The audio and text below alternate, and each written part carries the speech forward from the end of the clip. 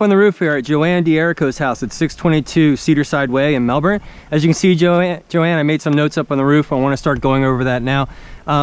You and Bruno already know that you need a new roof, but I thought I'd take a moment and just share with you as I go along some of the things that are going on with your roof, but most importantly, how Florida Native is going to redo your roof and redo it correctly. The first reminder area is to talk about the drip edge. We're going to replace this piece of metal, the flashing, with your new shingle roof. It can be white or brown.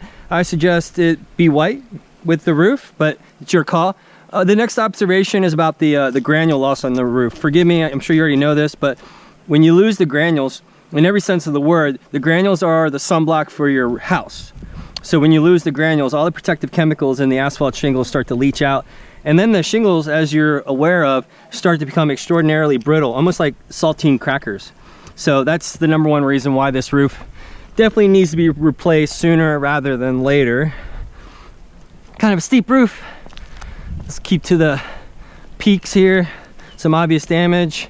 We're going to replace these old-timey ridge vents with the new low-profile attic ridge vents, and they're even going to have the same color shingles on top of them as well too. As I was coming this way, I noticed that there's a depression in the wood right here. So imagine this for a second. When we remove all the shingles, get down to the bare plywood, we're going to inspect the entire roof. For areas like this, we're going to replace, and we typically don't have to charge extra for it. I'll explain more about that in just a few moments. We're going to reboot all the vents. We're going to change out all the gooseneck vents. Beautiful new solar tubes. We can reflash or reinstall those perfectly fine. We're going to price in a new 2 feet by 4 foot skylight, hurricane impact resistant skylight. You can see all the nice patchwork done here. Here's another soft spot, by the way. Ooh, I hope you can see that. Maybe if I turn around. Okay, and then this guy here, obviously it's been problematic in the past. I can't express how important it is for these crickets, these water diverters, to be done correctly, and obviously that's what failed before, and you can see there's some more depressions in the wood there. Yeah, so let's talk about how we are going to do your roof for you. Forgive my metal example here, but that's not nearly important as all the layers underneath that we're going to talk about now.